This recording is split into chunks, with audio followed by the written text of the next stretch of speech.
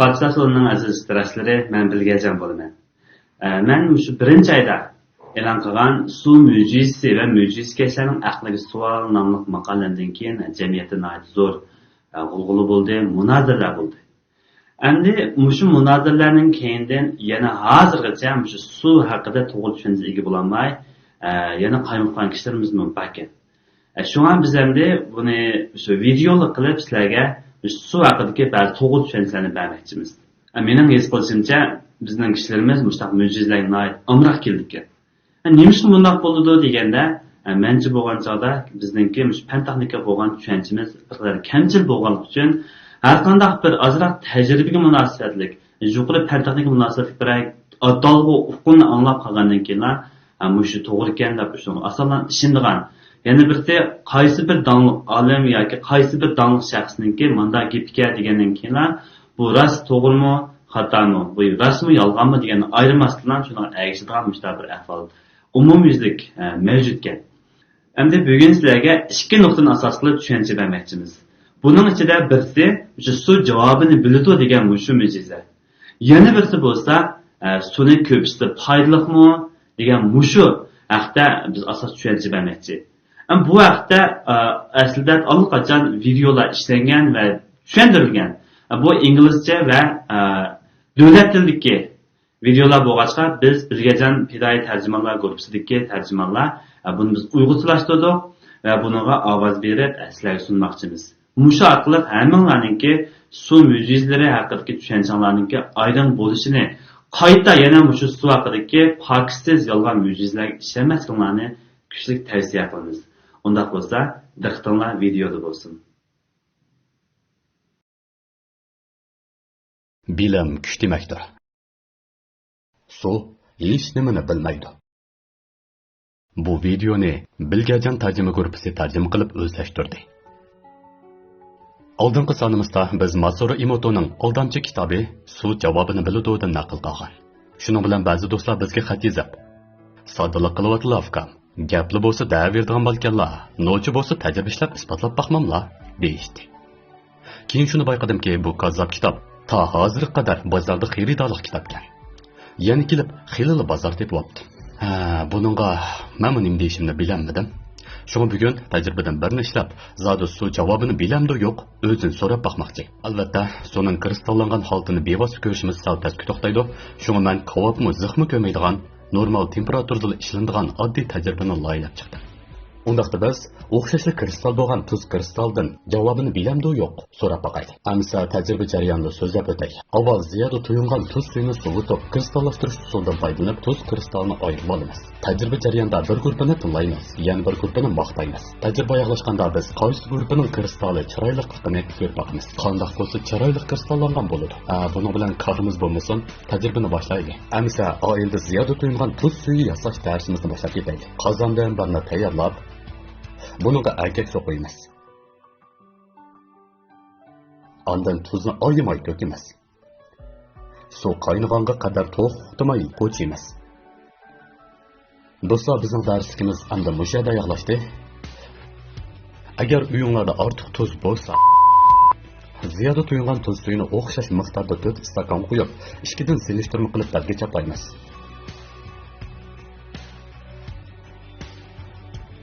Xo'sh, mo'shkis bo'lsa davlxo'rlar, mavla bo'lsa maqtanchoqlar. Hamda tajribamizdan muhim bosqichga keldik. Bu ikkisini tillab, mavlani maqtagandan keyin bularning sövishini saqlab bo'ldi. Amsa boshlaylik.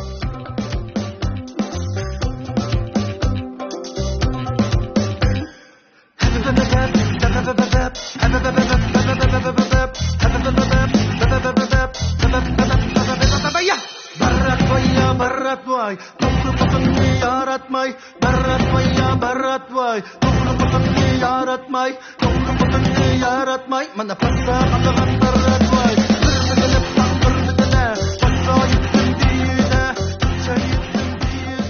Xo'sh, ishimizni tutib qoldik. Zodi qaysi go'zal? Kim ko'rib boqaydi. Bu to'rtining ichida qaysi ikkisi go'zaldi? Hozir natijasini e'lon qilamiz. Topaldingizmi? Balkim ba'zilar to'g'ri topolgandi. Charchaqmoq qilishdik. Boyq tajribamiz saxta ilm fanga tava bo'lib, Chunki baholash jarayonida miqdor analizi qilib bo'lmaydi. Uning ustiga buning o'rtaq o'lchami yo'q. Har kimning yo'li boshqa. Qanday bo'lsa chiroyli bo'lgan bo'ladi. Shunga biz tajriba ishlagan bilan o'lchamlik javobiga hargiz erishamaymiz. Haqiqiy kristallish jarayonini ikki bosqichga bo'lamiz. Birinchi bosqich yadro olishish, ikkinchi bosqich bo'lsa kristallishish. Shunga biz shuni bayqaymizki, nisbatan sof suvlar sovuq holatda turgan taqdirda, ya'ni 0 selsiya gradusdan tuvan holatda muzlamaslik mumkin. Biroq siz uningga ozroq tavrinish yoki kristal yadrosi qilib qo'ysangiz, suv darhol muzlashga boshlaydi. Bu bo'lsa kristallishning tipik jarayoni.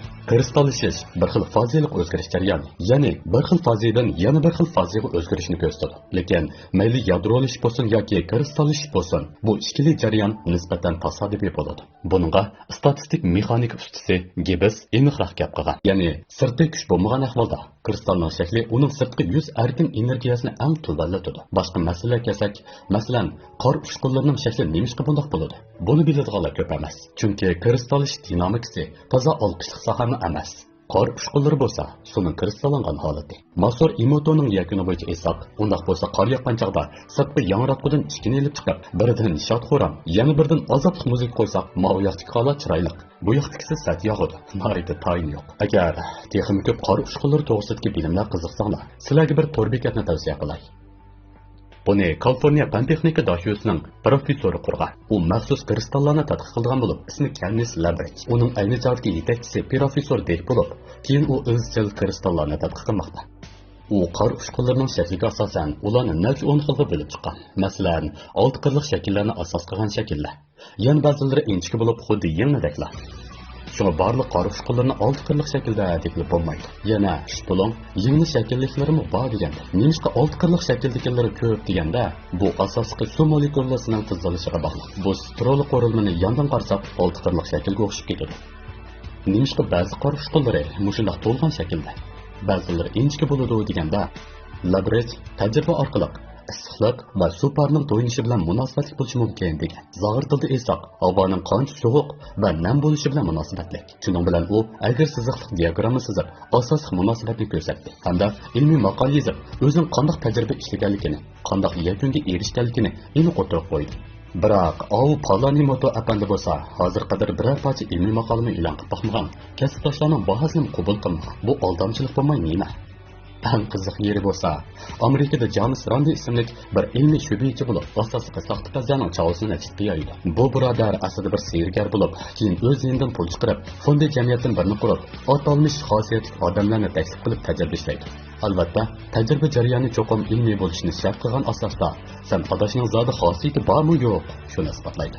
Agar senda rostli shunday xosiyatlar bo'lsa, aniqroq aytganda, ilmiylikka uyg'un bo'lmagan iqtidorlar bo'lib qolsa, sen 1 million Amerika dollariga erisha olasan. Shuni buni kishilar millionlik iqtidor raqobati deb atashadi. Bu raqobat 1964-yildan 2015-yilgacha davomlashgandan keyin to'xtab qolgan. Shu oraliqda mingdan ortiq kishilar tizimlatgan. Ularda har xil kishilar bor bo'lib, to'pidan holva etadigan, qilmay tush ko'radigan degandek. Biroq ularning birmi deganini qilolmagan.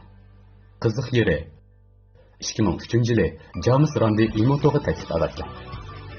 Agar sen naq maydonda tajribani bizga qaytib ko'rsat, suvda olning mavjudligini isbotlay olasan, sana 1 million beraman degan. Biroq Emoto bag'il unamagan. Mana tek qiziq aldamchilik. Afsuslanarli, uning kitobi hozirgacha bozorlik bo'lmoqda.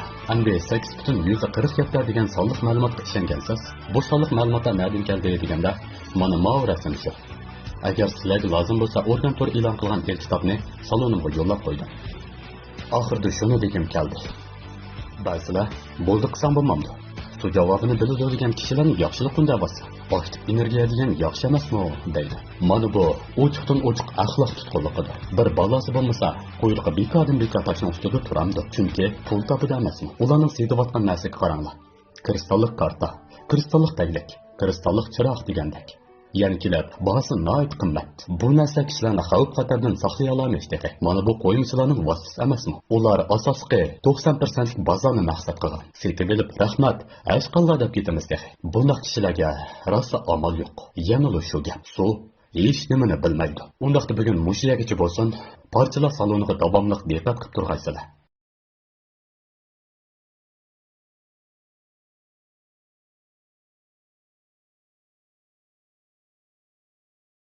Siz zahar degan so'zni anglaganda nimani esga olasiz? Arsen yoki siyonitlik berikmilarmi? Suvchu. Hayotlik suvsiz mavjud bo'lib tura olmaydi. Lekin ma'lum ahvollarda suv boshqa har qanday zahardakli zaharlik. Böğrükimiz qondagi qoldiq moddalar va ortiqcha suvni filtrlab chiqarib tashlaydi. Lekin ular soatiga aran 800 dan 1000 ml suvni bitirib qila oladi. Agar siz qusib solmay turib, undan ko'p suvni ichib olgan bo'lsangiz, u holda avojliq yo'liqishingiz aniq. Chunki siz böğrükingizning bitirib qilish doirasidan olqib ketgan miqdordagi suvni ichib oldingiz. Shunga ortiqcha suv sizning hujayralaringizga berib to'xtaydi. Normalda hücrelerin sırtında tamponlaşkan haletteki natri ve su buludu ve hücre perdesideki intan küçük tüşüşlerden kirip çıkıdı. Bu arkalık natrinin hücre sırtındaki miktarı yaxşı bir muvazanatni saqlaydi. Agar siz ziyoda ko'p suv ichib olsangiz, hücre sırtındaki natri suyuqligi so'yilib ketadi da yetarli darajada tuzluq bo'lmay qoladi. Shunga hücre sırtındaki ortiq su derhal hücre ichiga eqib kirib muvozanatni asliga keltirdi. Bundaq bo'lganda hücre ko'pib ketadi. Bu xilada esa suvdan zaharlanish deb ataladi. Bu nihoyatda chatoq bir ish. Ko'pincha hücrelaringiz ko'pib ketishga ma'lum darajada moslasha oladi. Chunki yumshoq kelgan muskul va yog' hücrelari elastiklikka ega. Ammo ming hücrelaringiz nisbatan aytganda bu butunlay boshqa gap. Chunki sizning bosh suyagingiz elastiklikka ega emas, balki u xuddi toshdek qattiq. Shunga ming hücrelaringiz ko'pib ketganda beshingizdagi besimni oshirib o'tadi. Dastlabda beshingiz og'rishi, gangrab qolishingiz yoki beshingiz qiyishi mumkin. Ammo besim oshgan sari mingiz yorlanishi, hushsizlanishingiz, hatto o'lib ketishingiz mumkin. Bu ishlarning hammasi 10 soat ichida yuz berishi mumkin. Masalan, bir ayol bir oqshomda 30-40 stakan suv ichgachga o'lib ketgan. Amerika harbiylari qattiq mashqdan keyin soatiga 2 litrni suv ichgachga ko'ngil ilishib qusib etgan va tortishib qolgan. Eng diqqat qilish tegishli bo'lgani marafonchi yuguruvchilardir. Bir tadqiqot natijasi ko'rsatishicha, har 6 marafonchi yugurish harakatchisida biri bo'lmaganda yenik darajadagi suvdan zaharlanib qolgan. Chunki ularning böğrüki va badani zo'r besimga duch keladi. Ular suvni unumli holda tan sirtiga chiqarib tashlashga amalsiz. Shunga suv osonlik qonda yig'ilib qoladi. Bu masala faqat suvga xos emas. Masalan, birlik etimda ziyoda ko'p piyib ichib olsangizmi, o'xshashda zaharlanasiz. Bu isbatdan zaharlanish deb ataladi. Yaxshi yeri ig'ir darajada suvdan zaharlanish oz uchraydi. Bu ahvol böğrükida masala bor kishilarda ko'proq uchraydi. Chunki ular aslida suvni muvofiq bitirib qila olmaydi. Ya'ni kelib, sog'lom turishning bir oson usulimi bor. Normalda bir quromiga yetgan kishi 3-4 litr atrofida suv ehtiyojli bo'ladi. Bu suv yemaklik va boshqa ichimliklardan to'liqlansimi bo'ladi. Shunga ustangiz suv iching, ustamasangiz ichmang.